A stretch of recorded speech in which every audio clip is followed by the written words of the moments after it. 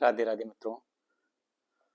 जब एक बच्चा पैदा होता है तब उसके पैदा होते ही माँ बाप बहुत सपने देखने लगते हैं कि मेरा बेटा ये बनेगा, ऐसा होगा, या मेरी बेटी ऐसे होगी। तो वो एक सपना देखने की हैबिट होती है जो हर माँ बाप एक अपने बच्चे को सिखाते हैं। तो माँ बाप उस सपने को जीने लगते हैं कि जैसे कुछ एक्स मान लो। मैंने एक्स इसीलिए बोला क्योंकि जो चीज़ अननोन है उसको एक्स बोलते थे हम छोटे थे। जब मैथ्स में कुछ फाइंड करना होता तो जो भी चीज़ नहीं पता उसको एक्स लेके कंसिडर करते थे। तो माँ बाप भी उस सपने को जीने लगते हैं और धीरे धीरे वो अपने बच्चे को सपना देखना सिखा देते हैं। तो रात में अगर हम सोते हैं और हमें सपना आए तो एक स्वाभाविक सी बात है, लेकिन अगर हम जागते में सपना देखने लगें और सपने के लिए जीने लगें तो बच्चे को एक हैबिट हो जाती है। वो एक सपने के साथ जीने लगता है, उसके अंदर भी आ जाता है कि मैं ये करके दिखाऊंगा, ये बन के दिखाऊंगा। तो जस्ट वो एक सपना जीने लगता है। ये एक अब इसमें एक फंडामेंटल इशू ये है कि अगर किसी के पास सपना नहीं है तो उसके पास आज करने के लिए कुछ नहीं है, क्योंकि हमारी हैबिट ही बन गई कि हमें सपने को जीना है और हम आज में जीना भूल जाते हैं। तो इसीलिए आपने सुना होगा, लोग बोलते हैं कि there should be objective in the life, कि अगर आपके पास ऑब्जेक्टिव नहीं है तो आपकी लाइफ ऑब्जेक्टिव लेस है। जबकि इसका उल्टा होता है कि life is objective. Why you need objective in life?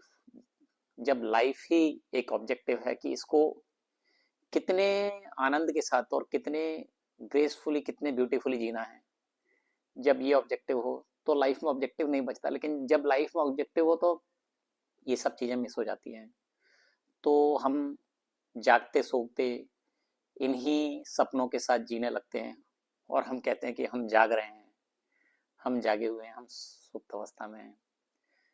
तो अगर आप जागे हो तो चित्त पे विचार नहीं आना चाहिए।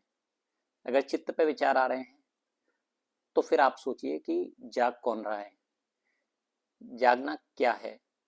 इसी तरीके से सोना, कि अगर आपको सपने आ रहे हैं तो आप सोचिए कि सपने कौन देख रहा है, और अगर आप सपने देख रहे हैं तो सो कौन रहा है।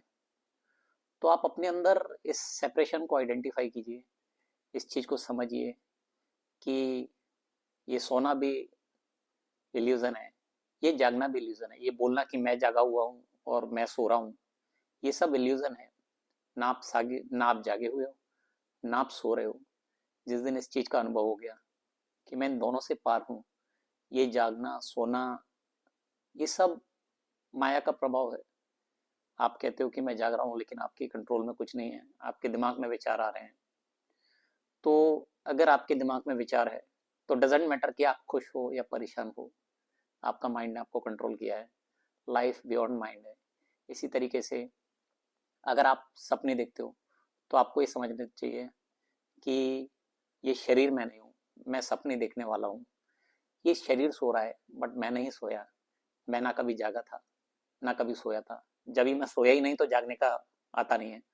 और जब मैं जागा जागा भी ये शरीर ही है। तो ना मैं जागा हूँ ना मैं सोया हूँ। और इन सब बातों में कि कौन जागा हुआ है कौन सोया है, ये सब मिथ्या की बात है।